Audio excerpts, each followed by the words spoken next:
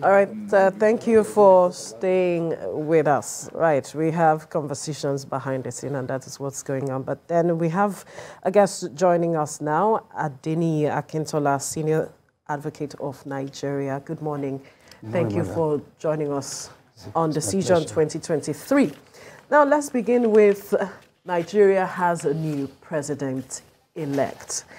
What do you make of the process that led to his emergence? Because there was tension leading up to the election, there was tension while the result was being read, and now we have a president-elect. Well, let me say congratulations to Nigerians. Right. Congratulations to us in this part of the country. Congratulations to you and I. Right. I think we have come a long way. Nigeria has cause to celebrate, and there is a lot doing, and it's marvelous in our eyes. Like you did say, the tension has been very high. Yeah. The process has been very, very rancorous. But we thank God. It is not over until we get to, because election itself is a process. And the judiciary is part of the process. Yes. Until it is come. That is done. So it is a process, right from the primary, like you did say, from the primary stage till the pronouncement of the judiciary, if need be. So to that extent, I think we have every cause to thank God. All the participants, all the actors, they played their roles, and they made it possible for us to at least have confidence in democracy. For those who were in the trenches, before we have this democratic experience of the Fourth Republic, we know what it was to be in the trenches. There are those who never participated in the struggle. Right. So they will not appreciate what it means to have democracy. There are quite a number of beneficiaries today of this dispensation who never know the geography of any detention camp, who were not on exile, who never suffer any deprivations. And when you have somebody from that background who have that experience, who are there with me, you give glory to God Almighty. You see, the trajectory of Asiwaju struggle is a challenge even to the sociologists and the political scientists to do some works on. And for me, personally, I'm elated, I'm excited. Some of us have not really had any sleep, like Mr. Sam did say, and we've been there, and we have come this way. So what was it like being in the Situation Room, looking at the numbers coming in, and then we saw Lagos and all of it? We're not just in the situation, we are working, brainstorming, writing, doing all sort of, as the oppositions are churning out their game plans, planning the antidote to that. So everybody was on edge. And Sam calls me a couple of times, sometimes 8, 9 times in a day. You'll be asking, what's the position of this? I said, don't worry, this is going to be the answer, this is going to be the antidote. So it has been like that. So it was a whole lot of job, a whole lot of intellectual inputs, brainstorming. And everybody's have commendation. The PCC, various directorates, it's been marvelous, it's been marvelous. How was it that they were able to bring all these people together to, ensure that they delivered at the end of the day? No rancor, nothing. Everybody just wanted to work to achieve this win. You give it to Asiwaju. This is a man who never believed that there are challenges you cannot surmount. Asiwaju is like that typical client that wants results. The typical client actually wants results. Doesn't care how you get that result. I mean, the end game is get me the result. Well, when you say something is difficult, you said, that's why I engage you. Make it easy.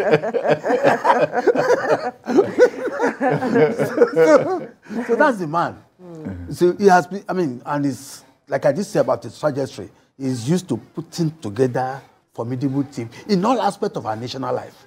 In all aspects of our national lives. And somebody related with that had similar tendency was Bola Tinubu. You see, Asiwaju knows everybody who is somebody in Yoruba land throughout this country. He knows whom to call in every village, in every hamlet. So he's not somebody who is not prepared for the job. Okay. So you get it. So, and when he has a task ahead of him, he knows whom to engage. During the campaign, the early parts, before even the primaries, he drove all the way from Sokoto to Gusau at night. At night. And his observation was that I discovered that all the people on the road, those people have no TV, no light, no television. These people probably only live on radio. So we have to find a way to communicate to all of these people on radio. He was making that observation because he wanted to see how it was like to move in the heartland at night. And that part of the country, depends on mostly on transistor radio. Transistor radio, and he made that point. And when we're talking about his capacity for creative ideas, during the time of Nadeko was in London, he met Shoyinka. Shoyinka was the one that told the story when he said they were looking for money to fund the people of Nadeko abroad.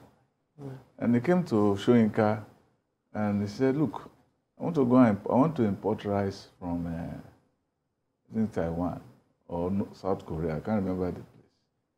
And he said, all I want you to do is just sign this as a Nobel laureate, so people can respect that this thing I'm trying to this import I'm trying to do is credible. So Shoyinka himself said, okay, if that is what you want, then I signed. And Shoyinka himself, is a comedian too. So he said, so I signed it and I put the Nobel laureate. So, but that is how also how creative he has always been. Highly creative. Creative. Came with idea with that. He funded so many people. People were eating in Nigeria abroad, who were moving from place to place, taking care of their families. It was taking care of them. Some of these stories have not been really told, So when a man is creative like that and he wants to come to when it comes to the country, he has so many things that is banking on a lot of experience. Yes, yes. Right. Let's go to his acceptance speech. He said a lot of things, and I'm wondering what your impressions are. What stood out for you? Oh, fantastic! Yeah, fantastic. Because, like I did say, I already had any sleep. I watched from the beginning to the end. And if you look at the Asiwaju, the man Asiwaju, he brought out that charisma, that you can see the humor, how he started, and typical him. God left the speech. I said that earlier. Yeah. Oh, said it earlier. He left it in speech, and he was, identified some prominent people around, and he said, if I started with that, and whether he would kneel down and what have you. Before he came to the meat of the speech. Yeah. Thanking people, appreciating the president, and thanking Nigerians, thanking Almighty Allah, giving all the necessary attributes and accolades to his better half, Senator Tinubu and the family. And he now came to the core of the matter, which are the challenges ahead of us. Yeah, of course, they call on all the Kota to join him in building a nation, which is sine qua non, and he didn't stop that. There, now identify challenges, telling us that there will be no more strike. He appreciated the challenges we are facing over currency, the cash crunch, and he appreciated the fact that in spite of that, Nigerians still came out, surmounted that problem to vote for him because, I mean, everybody is cash-strapped when it comes to having cash at hands. And the election is not, it's not cheap.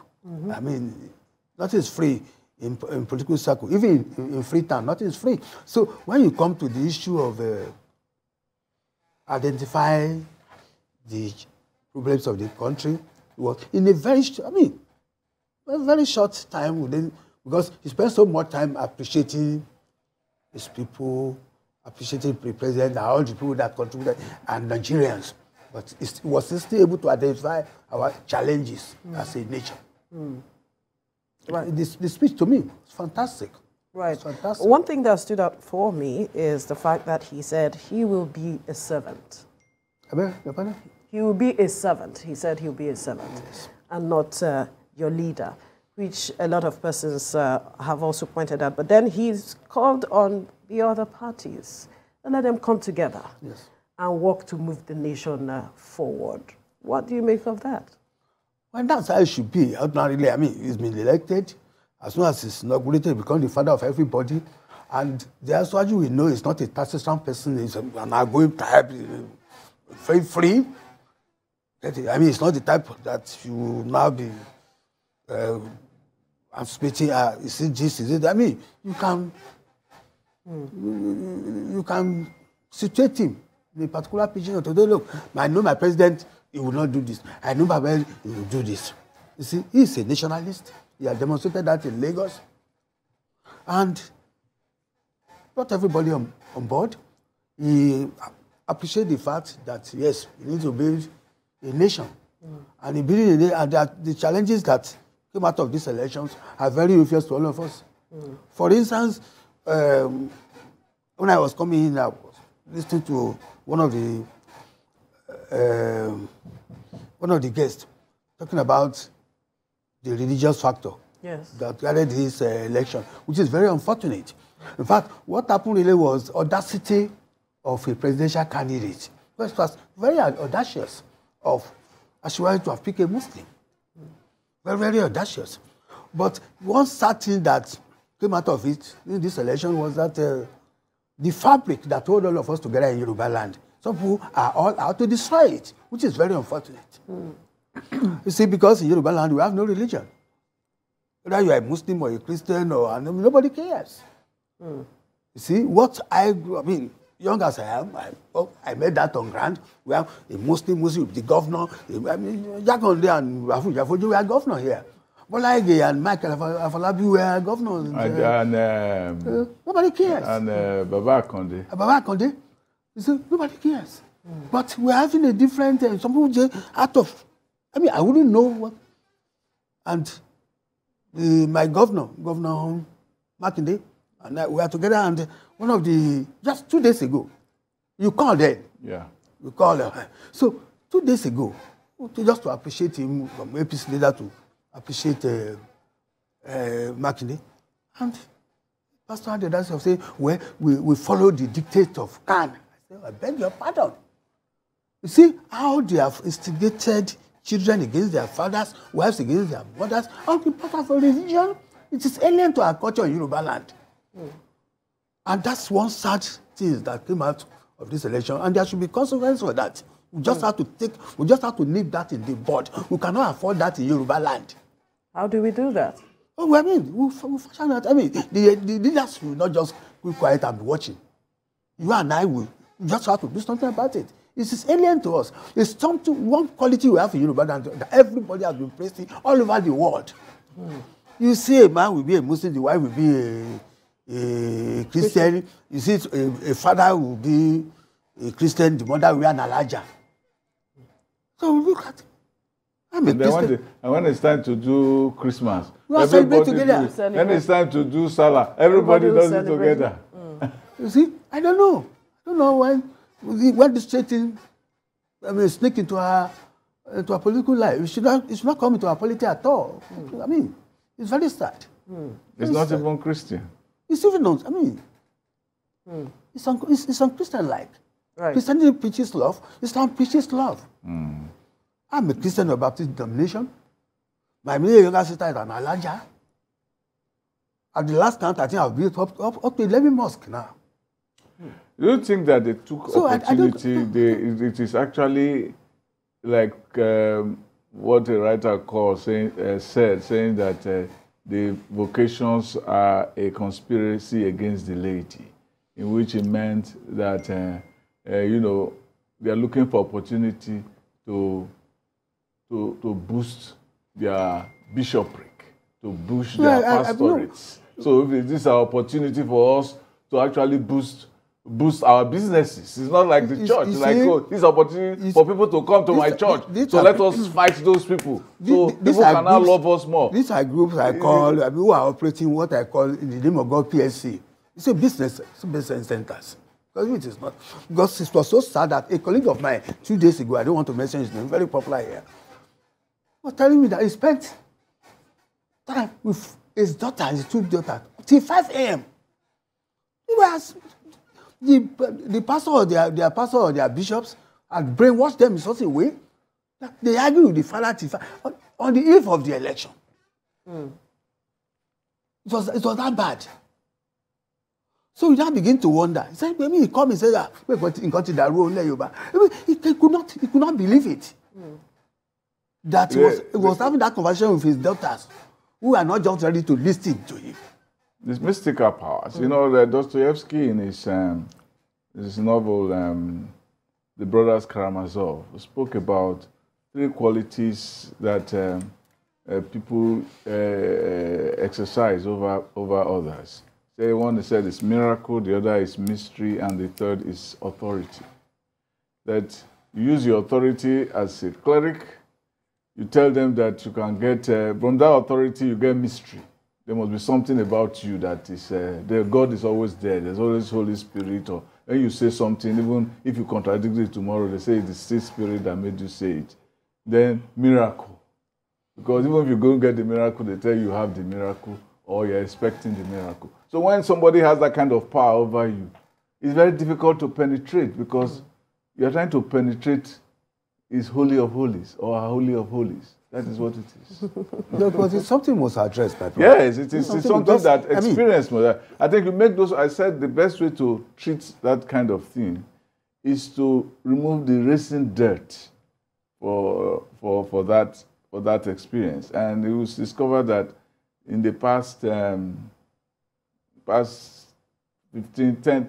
years or so, the country has been divided in along religious and we have enough challenges on our hands already. Yes. In terms of ethnicity and the best way to... We are not having religion. Yes, the best way to deal with it is to make sure that the thing that drives them to it is made relevant. Make sure that, as Asiwaju said, you have credit. So you don't have to wait for miracle in order to be able to pay your fees. You don't have to wait for a miracle in order to feed or to buy a car or anything. To poverty. Yes, it's poverty. That's what I'm poverty saying. Of ideas, poverty of knowledge, poverty of integrity, poverty of morality. It's not just material poverty. Because I don't know why anybody in Yoruba land, in this right, who play religious politics, who introduce religion into our body politic. It is strange. It's alien to our culture in Yoruba land. Perhaps think the dynamics are changing. Well, the dynamics are changing, but not to them. It's something we have over centuries. Perhaps that culture was also not passed down to the teeming youth now. In Yoruba land, you don't judge people by their names. If it's Williams, it might be an allergy. Yes. The mere fact that it's fertile doesn't mean that it's not a pastor. Yes. That's Yoruba for you. Yeah. Yes. So we don't judge Was people that by their culture names. passed down to this generation that we are seeing? That's what, that's where we're having it. That's what's baffling us now. Like that colleague of mine was telling me that up to 5 a.m. before they set out to go and vote, was having that problem with his daughters. The daughter that his children that are normally, respectful, sober, and well, happy with him. And as a result of the handiwork of some pastors. Come on. What type of society are we building when we destroy the fabric that holds all of us together? It's the family. But there are those who will tell you that it's not just, it's not a matter of pastors alone. That the situation of the country also made them make perhaps that decision. Yes, that's a good point. That the fact that everybody is looking for miracle. Most of these churches, they are miracle churches. They don't preach holiness. Some churches they preach holiness only one month in a year. Like that pastor was telling Governor Makinde and I that we were asked to go and defend our faith. Telling members of the public to go and defend in political circle, not in the church, not in the mosque. That's how they do. As I was saying, they preach holiness once in a month. It's either you are getting healing, you are getting told that you move out of your poverty. I'm not saying this. Or you are going to get a job. To gratify myself. But at least I remember, the chief man about the land will tell you, in the last 30 years, I've been sending people to make every year. And yet I'm a Christian. But it is not just the Christian everybody that was... who is a Muslim in my family, I've been sent to the Holy Land through me. Oh, that's you. But then some will say that it was not just the Christians that were also asking them to defend their faith or support their faith. The Muslims too did say. The same thing. Right, so that we can balance things. That's what we are saying. Yeah. That it is very strange. It's something that should not even come into politics at all. Right. And if I may ask, how many Christians are Muslims are in politics? Can you practice that religion as stipulated by the holy books and be a good Muslim, a good Christian? Because they will do certain things in your name. If you are a political leader, I'm one. They will do certain things in your name that we forced to ratify, even when you are not there. So what are you talking about? Right. You have said that this matter will be addressed. It has to be addressed. We'll look forward to it being addressed. I'm using this media to call on you, but that's just have to rise up to it. Right. It's strange to us. It's not part of our culture. Right. Now, the person of Asiwaju, he's now the president-elect, and we've been asking questions as to the task ahead of him. We have spoken about this matter of religion, how it's dividing us, ethnicity, how it's also dividing us.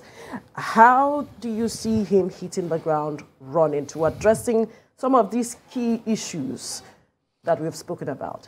Well, like I did say, he has always been a leader. He's a leader, and he has the challenge work cut out for him already. He will hit the ground running. He's not somebody who is not prepared for the job. He's been prepared for the job over the years. And that was why he has been able to build bridges across the length and breadth of the country. And if you look at the political history of Nigeria, right from 1959, you discover that it has always been those who are able to build bridges, that have been able to navigate through the murky waters of Nigerian politics. Each time we have general elections, somebody from the northwest or the north generally will come first, somebody from the southwest, from the west will come second, and somebody from the east always come third. And that's exactly what has played out again. That shows that for anybody to be able to cross the Rubicon, you just have to build bridges. You cannot just sit down in your house and think things will fall in place. No. The structures must be there. And it is mention it. If it's talk of education, he's prepared to tackle it. I heard him saying that there will be no strike again. Yes. If we talk of 4 years is 4 years. 4 years is 4 years. I heard him telling the youth that, look, you will not spend 7 years to complete a 4-year course. So we ask this thing well cut out for him. Then he knows that we have problems with our economy. And he has been able to identify the challenges along the line and what the antidote to be used to meet the challenges. And of course, he knows that he has to build a nation. And because Nigeria is still not a nation, it's a country of many nationalities. And many people are not willing and ready to face this. And this is a man who has demonstrated that capacity. Like, look, take a look at Lagos. Where is it that everybody wants to live and die in Lagos? Was he the only former governor? I was telling a friend yesterday, and I said, look, everything you see along Lekki corridor, down to Yekpe, we are not the products of federal government, but state government. Somebody had that vision. He had that vision. He put in place a development plan of 25 years, and he made sure that everybody fall in line along that line. The link bridge between Ikoyi and Admiralty was built by Fashola. You see, the one lake in Falomo was built by Lagos State government. The Lagos Badagry Expressway was the handiwork project of Lagos State government. The blue Babbage, the blue line, the export processing zone, everything has been put in place. The airport. So everybody wants to live and die in Lagos. Why? Was he the only governor, former governor? Those are the questions people should be asking themselves. So this man was totally prepared by God himself, because the way of of men is not the way of God. If we are using human standard, it wouldn't be where he is today. It is the Lord's doing, and it's marvelous in their eyes. It was God. It was just God. It is just God. Nobody should claim credit for God. It's just God. If you look at his background, his biography, his trajectory, you see this is just the handiwork of God. It's the type the Yoruba people call Ileriomo, promised child. Yeah. Because if it's not because I was saying earlier that there's never been a candidate that everything about his life was mocked by a farrago of lies. They mocked his body fluid, they mocked his height, they mocked his hands, they mocked his eyes, they mocked his paternity, they mocked his education, they mocked the way actually everything about him. Everything was a source of laughter, and he never responded to one. Because he has a vision, and he pursued that vision with courage. Yes. He pursued his vision with courage. Doesn't care what we are saying about him.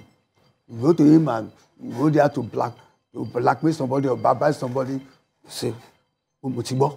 I've heard. So he would not never use that as a yardstick to. And he has this special spirit of forgiveness. Feel it. He uses that word alone. When people will come to him, I say, look at what this person did. It's going. It was just good. I said, feel it. You would think that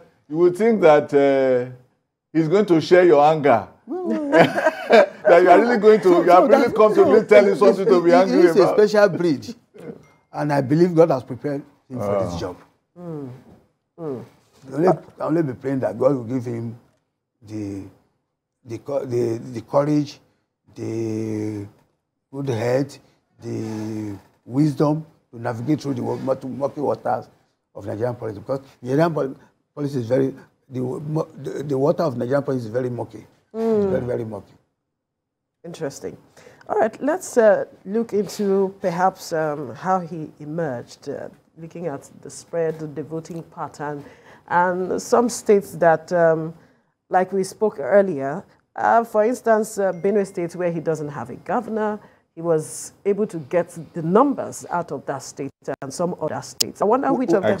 Well, you wouldn't say that he doesn't have a governor, because Akume... Was his former governor? Yes, I was the council sent to Benue okay. by assisting Asiwaju. I was Akume's lawyer. Right. So from there I became Autumn's lawyer. I'm still his lawyer till today. Really? Yes. Interesting. So, yes. So it was Asiwaju that Autumn used to be in APC. He used to be in APC. Yes. So he came from PDP a day to the election. From PDP, and we still managed him. We got him through up to Supreme Court. Yes. It was Asiwaju that sent me there in the first place. So, and Akume was his godfather as at that time. So you cannot say that Asiwaju doesn't have a foothold there. He had his foothold. Look at that time. He has not thrown his heart into the ring that he wanted to contest there. But look at that time. He sent me there. But we don't know. It was Asiwaju that sent us to Benin. Okay. Yes. You also went to Plateau. I just went to Plateau. I went to Gombe.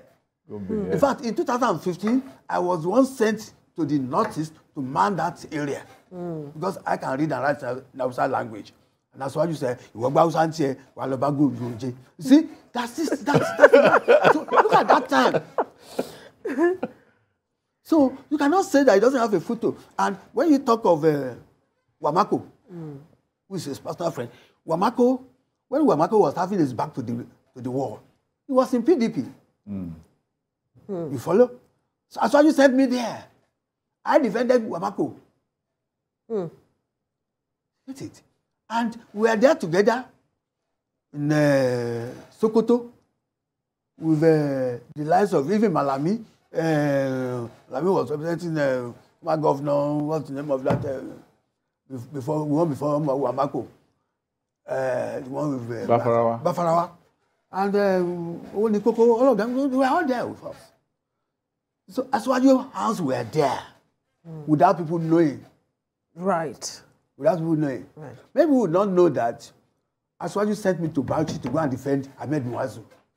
And Ahmed Muazu was the chairman of PDP. So there are so many things behind the scenes stories that are not known to the people out there. You see, I was cancelled to Rocha Sokorocha. How did I get there? That was the days of Abga. So you cannot, the man has been spreading his tentacles over the years. It's not something that just came up suddenly and no, like that. So what do you think happened in Lagos? Well, I alluded to it earlier on. I was with my governor in company of some APC leaders to go and thank him because Mark Lee stood by us. It was the first time he really did well. And when we were there, it was called for us to talk to a pastor in Lagos. How did that? Who now said, well, they received directive from Khan. I will not mention the name of the pastor. And the person who gave, General of Asia, who even gave directive they should do this. That should not be. That should not be. Really? And I made a statement that from now on, if such person is, if I'm with such pastor and he wants to pray, I won't close my eyes. If somebody, no. See, I wouldn't know why that should happen. And again, these younger ones, these are our children and younger generation, they refuse to be listening to, to anybody. They refuse. Because they have their brains screwed, brainwashed. So many of them don't really know the political history of Nigeria and how it came about. Many things came about. We need to be educating them. More so when history has been abolished for some time now. Thank God it's been brought back. Many of them didn't study Nigerian political history and what have you. They don't know. So they don't know.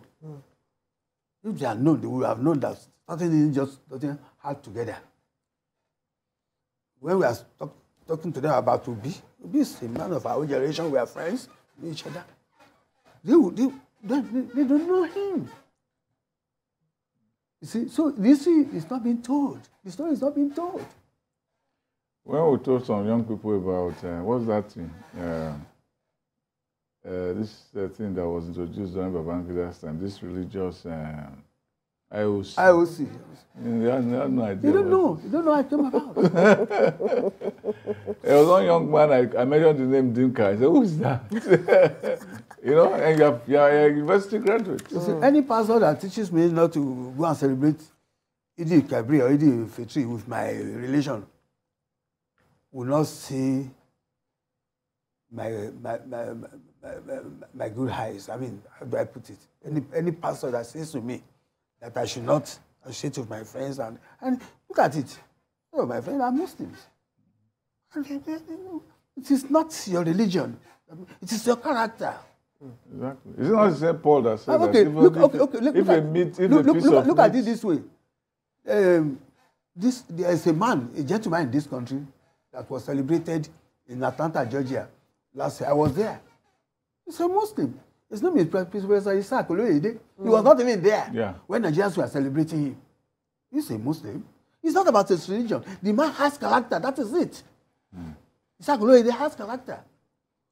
We have a person of my own denomination who was formerly in this position, knew what happened and what he did there.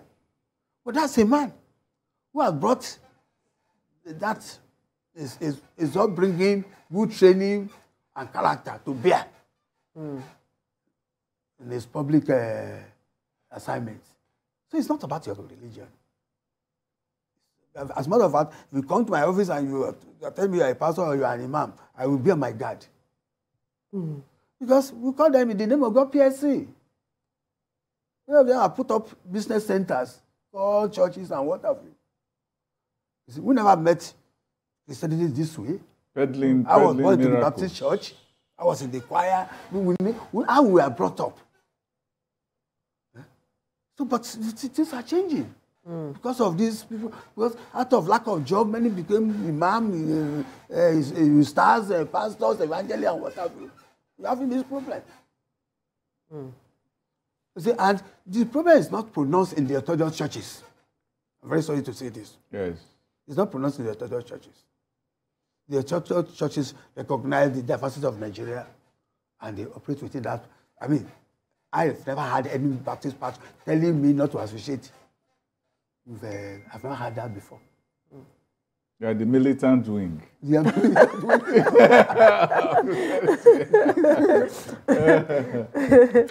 All right, let's begin to look at perhaps issues leading up to the elections. Just days ago at the Collation Center, we saw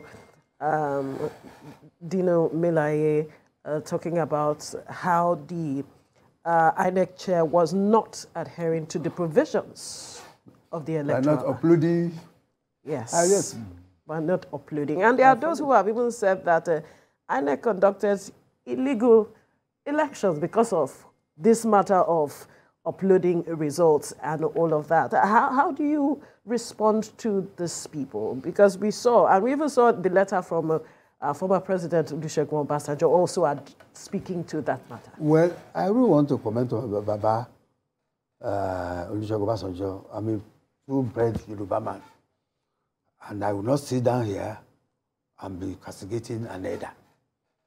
So what I do, if I disagree with an elder... You're already castigated. You see, what I do, if I disagree with an elder, is to ignore him.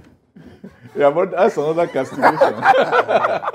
But you will not be, I will not be hard saying that you have said this, because what you don't say can never be used against you. Interesting. Now, what you're saying is like what Yoruba say. Yorubas, they always say it. They say it, they say, me boy, but we're near. You see? In translation, but I'm not abusing you, but you're a madman. But coming to the crux of the question you've just asked, you see, there are some Nigerians who believe that what they don't know does not exist. Some Nigerians believe that they should comment on everything. They don't need to or nothing about. The Electoral Act is there, 2022.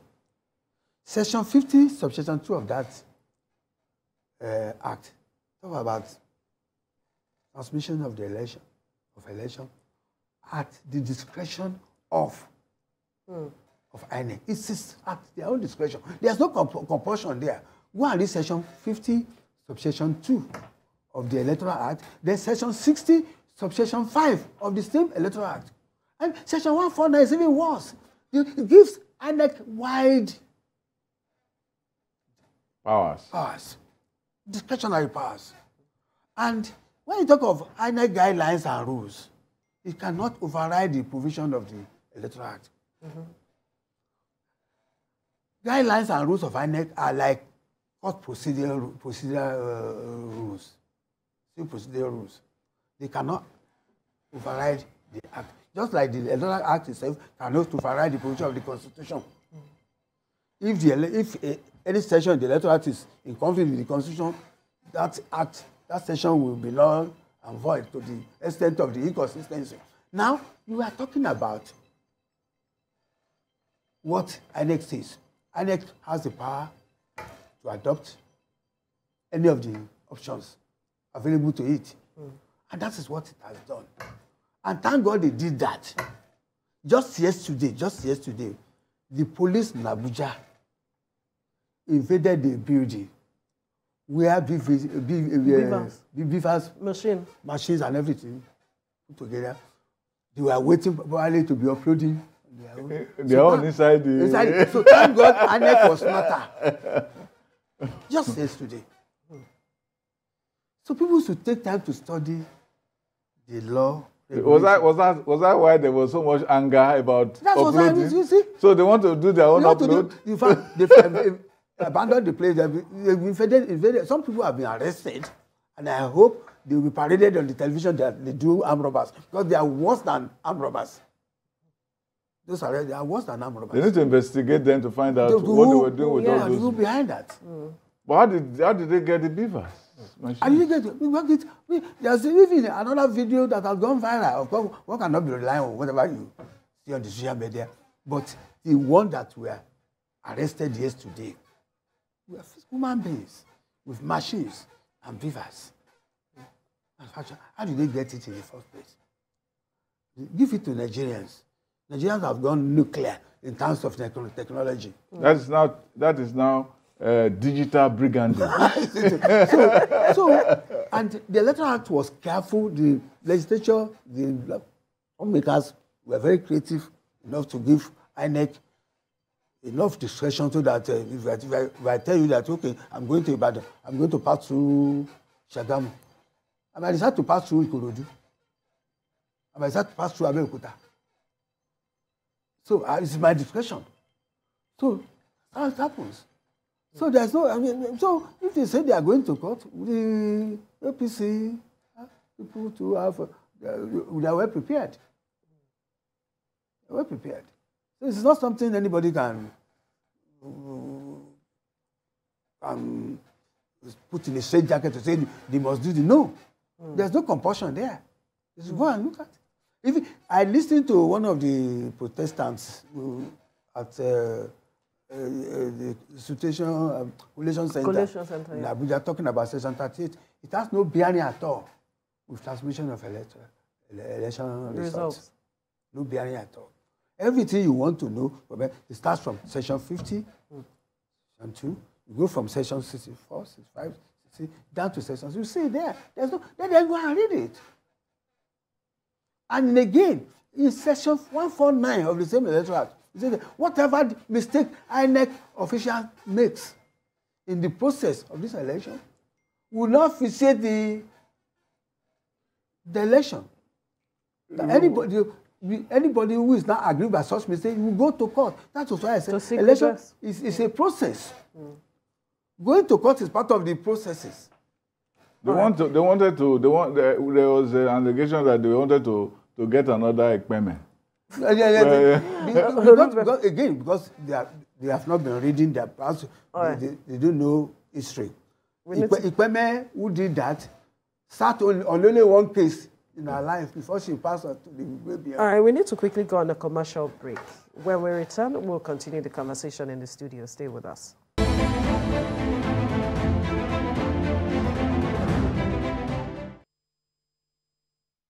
All right, thank you for staying with us. We still have our guests in the studio, Niyi Akintola San, and we still have Super Sam Omasheye, an essayist, in this studio.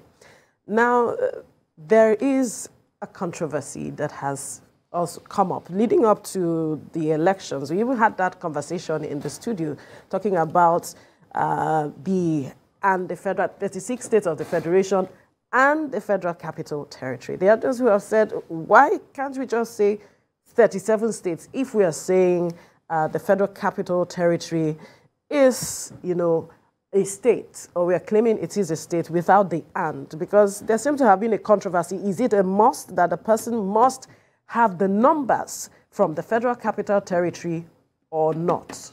That controversy has been raised sometimes. There's no controversy there. I mean, controversy, if there's any, brought out of ignorance, because the operative word in that section 1342 that I'm talking about is and, is conjunctive.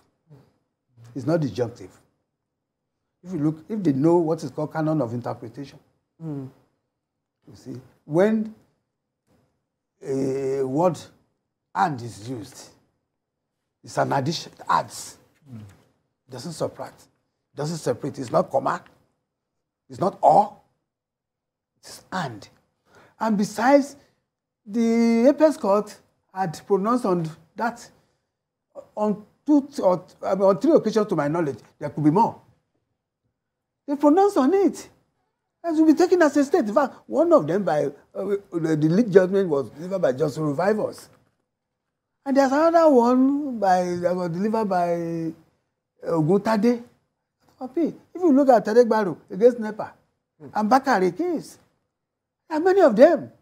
So that they have pronounced upon. So it will be absurd. In fact, it will be the height of absurdity to expect somebody who has called 8 million or 10 million votes to say he's not the winner because he didn't win the Federal Capital Territory. Federal Capital. In fact, he did not win when you have only 1 vote there. All he needs to do is to have enough. Minimum of 25. Not to create another problem to 12 to 3rd, like we had in the Second Republic. But minimum of 25. And in this case, the first 2 leading candidates had more than 25. So we see somebody who now have 11 or 12 that we now say is the winner. I mean, I don't know why people reasoning. You know? Does it even make sense?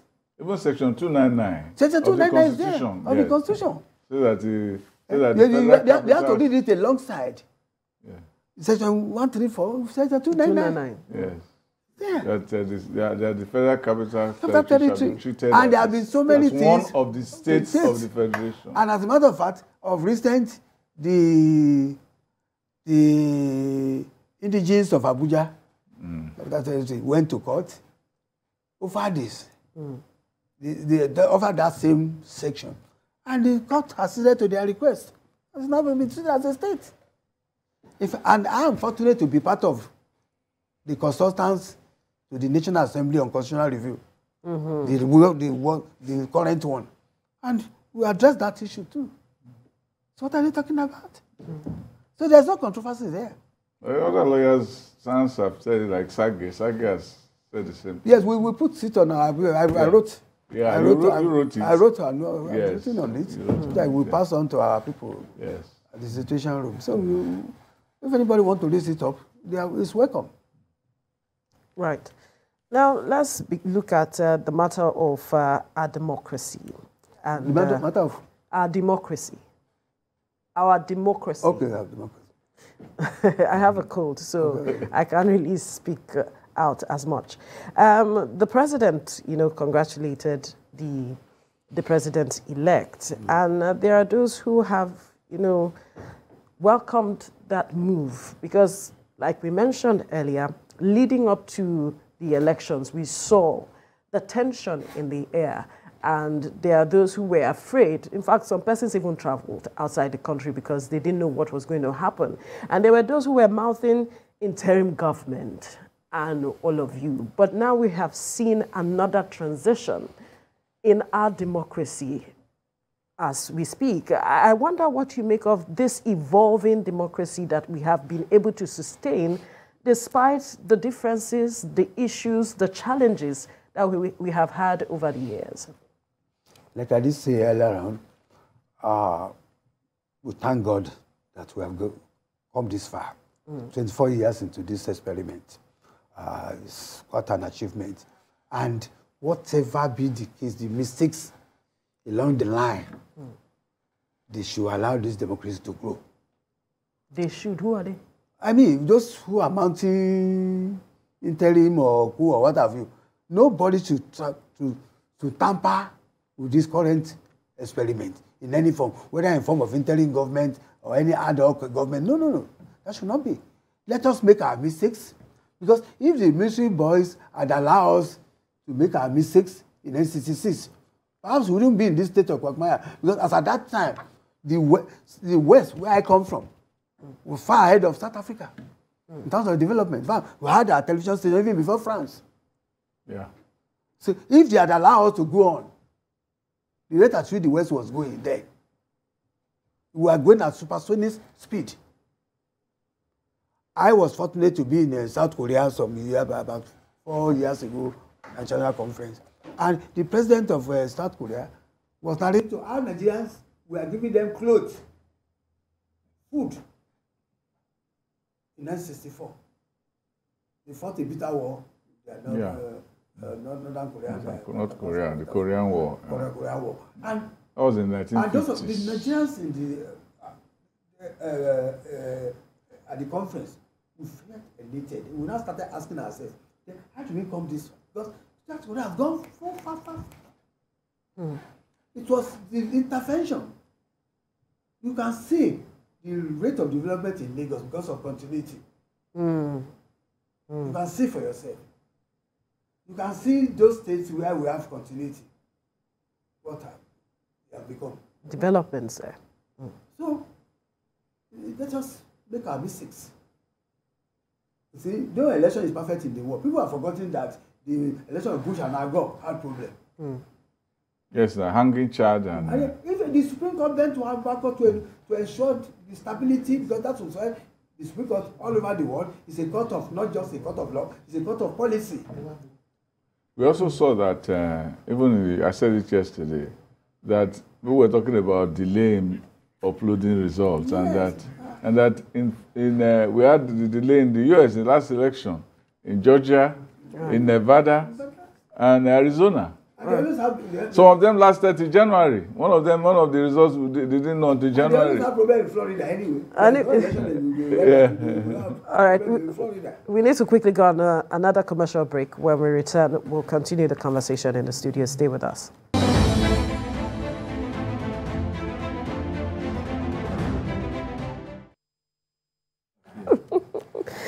All right, thank you for joining us. We still have our guests in the studio.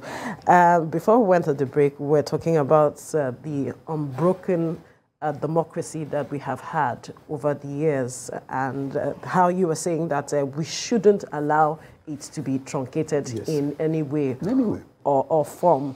But with the president before now has said that he is committed to ensuring a free, fair, credible election. We give him commendation, and the president-elect had commended him too.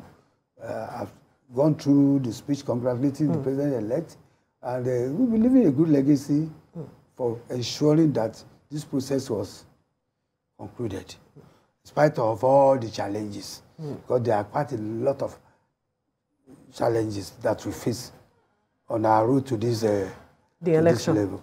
Especially the issue of cash, the petrol, you can't imagine. I've met a minister who doesn't even have 3,000 in his pocket. That bad. So it was a big challenge. I say on, but the resilience of Nigerians should be commended. Right. And Nigerians were undaunted in spite of the challenges, because the unprecedented crowd voters that came out to vote, far better than that of 2019. I wouldn't know whether I've taken the pain to study the... But that's an important point. The voter turnout was 30 million in the last, in 2019, about 30 million. It's 24 million this year, but let's say about 25 because I remember in my local government... Could it be... And then people believe that there was a lot of turnout. In spite of all this so-called turnout, we didn't even match the 30 million. Or is it incident reports? No. Incident reports... Is it incidental increase? All sorts of things. But this time around, BIFAS corrected that. BIFAS chopped them off. BIFAS corrected that. But the issue of underage voting is still there. Yes. Because you can still recognize the face. I have in Anambra, underage children. They were interviewed. We were voting. Even from some parts in the north. In the north. Yeah. So it's still there. We still have to address that. But I think the turnout this time around was far better. Well, there are those who say perhaps the situation also leading to the elections. Some persons would have said, when you look at the turnout for Lagos, for instance, the number of persons that came out to vote in comparison with those who collected their PVCs, there was a huge disparity. Of course, there was a huge gap. To you answer this question, many of them came to this show in Lagos. They were all boasting, we're going to get 3 million million people 10 out. million and all. No, for Lagos. Okay, for Lagos. 4 million people, we are going to get, we'll get 4 million people. Why did they not get them out? No, you know, the irony of it is that they were so unorganized, and that shows the importance of structure. See, the Labour Party doesn't have structure. I can't, because they have emotional structure. No, if you look at what happened, they brought out this huge figure for the presidential election. It does not reflect on House of Reps and Senate. Exactly. So they didn't work for their leader. No, there's no structure to coordinate that. It just came in that means they didn't work for their leader. They get it. They work for themselves. Voted, but when the results of House of Reps came in, apart from the one at Etiosa, APC won her. There are still some other pockets of persons that won. I don't know where the APC got won 24. Right. So as at 2 days ago. But they still made a showing, because there are those who have said that they have come to perhaps shift the dynamics of what we have known over the years. Again, they made a mark. Again, like I did say during the NSAS protest, the NSAS, the younger ones, will appreciate their grievances and their complaints, but they themselves are unorganized. And the day they organize themselves, it will be very tough for the elites. How do I say that? When you look at the so-called younger or the youth, those protesting are the educated ones. The enlightened one who went to the university, have no jobs, jobless and whatever. What of their counterparts who have not gone to school? What of their counterparts in the garages, in mechanic workshops, in artisan workshops? The day they come together, then I will take them serious. But for now, because the bulk of the youths. So you don't take this showing in this election serious? I don't take that serious. Why should I take them? The bulk of the youths who should be protesting are out there, outside the fold of those who are protesting. There are over 10 million Nigerians who are out of school in Kano alone. They are not part of. They are not part of those ones on the streets. I always say that the NSAS protest, people talk about youth. This election shows that they're just not monolithic youth. Yes, known. Yeah, because during the NSAS, for instance, what they were fighting for in Lagos and some Edo and places like that is different from what they were fighting for in Jos or in Kano. They were fighting for different things. It's different from what they are fighting for in Oyo. Yes. So you have monolithic youth. So why I don't take them serious. So when they were making protest votes here, they were getting affirmative votes in the north. The people they are complaining against, the major complaints are the same thing they themselves are perpetrating. What they are kicking against the elders are being exhibited by themselves too, towards those who are outside their folds. How so? It's very simple. When they are organizing their protests or holding meetings, they will not call the mechanics. They will not call the welders. They will not call the hairdressers. No, we can't totally say they don't call these people, because as long as you have... They are not there, and I give you an example. A phone. I will give you an example. So we will follow what happened. Our children are part of them. They have been they've alienated those ones, and they are more in number. Now, after the NSAS protesting, they were invited to Abuja. They were giving money. They started fighting before they get to Abuja over this little money they gave to them, even for transportation and accommodation. I wouldn't know whether you followed it then. They were fighting this. There was no unity among them. There was one time they said we were going to release the names of the people who collected money for So what are you talking about? Have you forgotten? Yeah. Yeah, it was. Huh?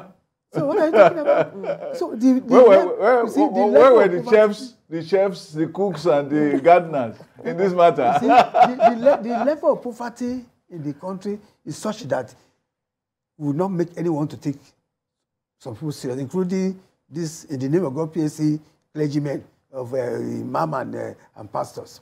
And in 2000, I'm saying it openly here, in 2019, all these pastors, they collected land allocation, Matama extension. From who? From the federal government.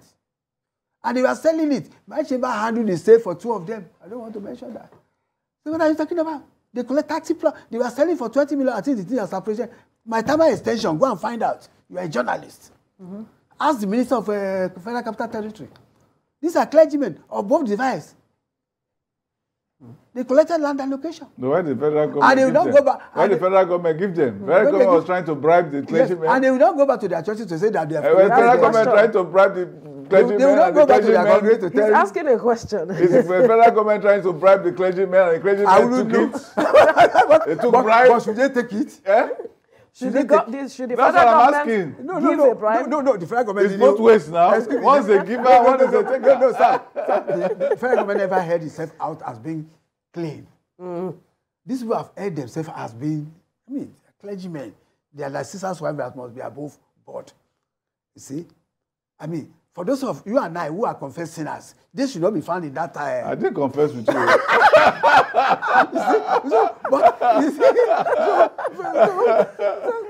To even dream of it, to even collect it. How many of them go? How many of them went back to their congregation in their state to say, they give me land in Abuja. Do they even their accounts? Do they open it to anybody to look at? Samuel did in the Bible. Samuel said when he was retiring, and he retired. Someone in the Bible retired. He said, I'm retired. So everybody knows I'm not taking bribe for anybody. I'm not oppressed anybody. I've not done any. Can any of them come out and say I've not collected any money from the church? I didn't put the account of my church in offshore account. There's a pastor, I won't mention his name. He took himself, his wife and children. They went to stay in the U.S. while the church is here. The church is here collecting money for you in Naira and converting it to dollar, and you're enjoying yourself in the United States. That is a pastor who is devoted to God. Because Nigeria is a country of anything goes.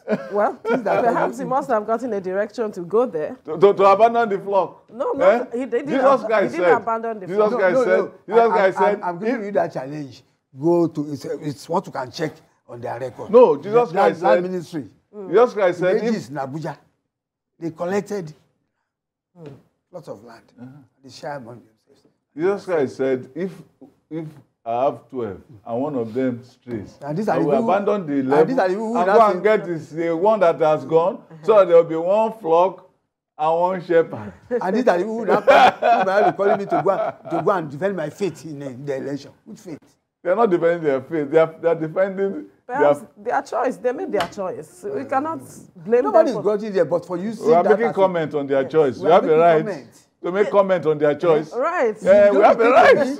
They also have a right to make a choice, to agree. We have a right to make the comment on their choice. As a pastor, as an imam, you don't dictate to me who I vote for.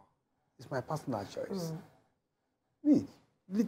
You should be charged with my spiritual aspect of my life. That's where it ends. When Jesus Christ told them about the coin, he said about where their loyalty is. He said, can anybody give me a coin? He took the coin. He said, who do you see in this picture? In this coin? He said, Caesar. They give unto Caesar that which is Caesar, and to God that which is God. So are they giving what is Caesar's to God? Is that what you are saying? Are they giving what is Caesar's to God now? Is that the situation? You have answered it. That's why I'm worried. That things that they are trying to steal for God. And God don't say that shall not steal. To eat. What's the business of religion in my political activities? What should that be? Religion is to, as my pastor, you have to manage my spiritual affairs, and then the moment you start, trespassing into my business life, into my political life. We didn't have this in 1993. I've not had it before, except this time around. This is the first time that we had this. It has been coming. It has been coming. It's not as if it just happened overnight. It has been coming. But I'm saying that I just gave it. I was with my governor when the pastor was saying that they were asked to go and defend their faith. So, I mean, I was disturbed. They're saying that Asiwaju picked Shettima because he's a Muslim. He picked Shettima because he's competent. Why can't we go beyond that? There are so many identities of a person.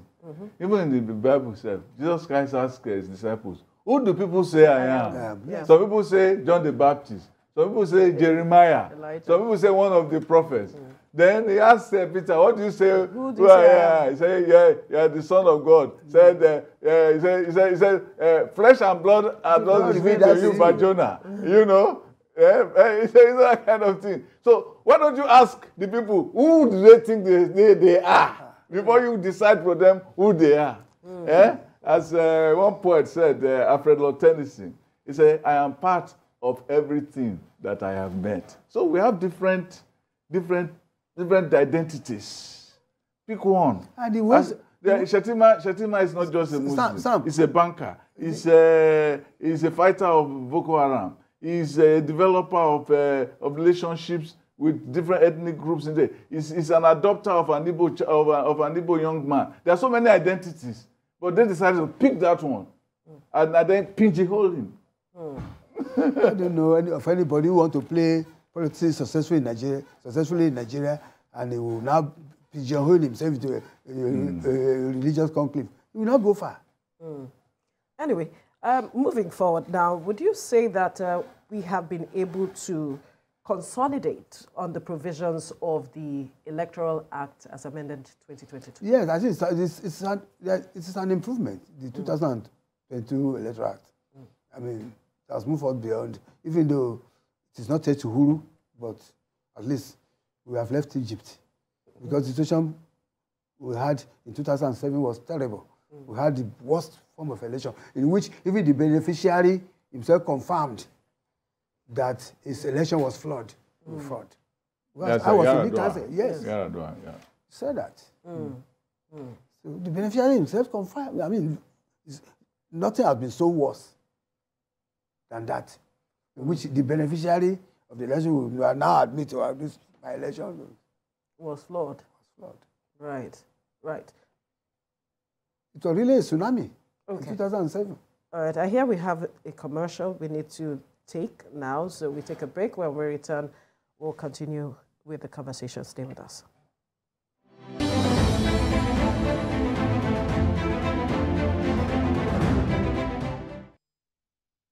All right, thank you for staying with us. You're still watching Decision 2023. As we wind down our discussion, what should Nigerians expect from an Asiwaju presidency? A robust governance, a pragmatic approach to governance. They should also expect challenges because they are going government telling us that they are going to remove subsidy. Yeah. So no one wants to turn around to put that at the doorstep of Asiwaju. It's what we all know that is coming. It's part of the challenges we are going to. So Asiwaju is not a magician. He will operate within the ambit of the resources and the prevailing political situation. So he needs the cooperation of everybody. In other words, there must be peace for us to get the best from Asiwaju. We must all maintain peace in the land. Because without peace, there can be no development. That reminds me of Obe's song. Ojú ẹlẹ́mi wo bàbá, má jẹ́ àpàdé àgbákò láyé. Because if we are planning to go this way, and when Buhari came, he never planned that COVID will come. Yeah. That was a big COVID branch. Yes. Part of the challenges of life that is administration faced. Yes. So Nigeria must be ready to embrace this as it comes. And they must give their maximum cooperation to the government of the day for them to have the best of him.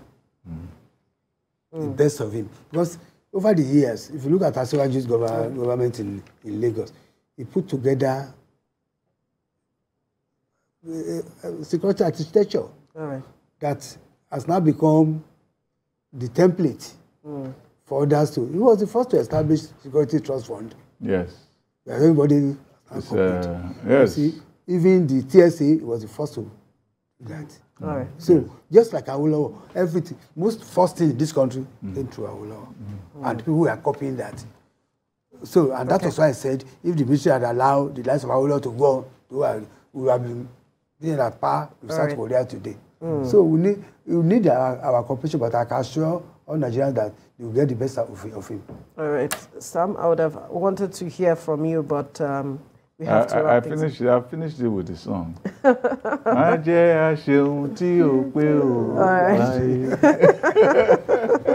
Super Sam Omashe, an essayist, thank you for your time, as well as Niyi Akintola, Senior Advocate of Nigeria. Thank you for your time. Thank you for having me, and let me congratulate you and thank the media.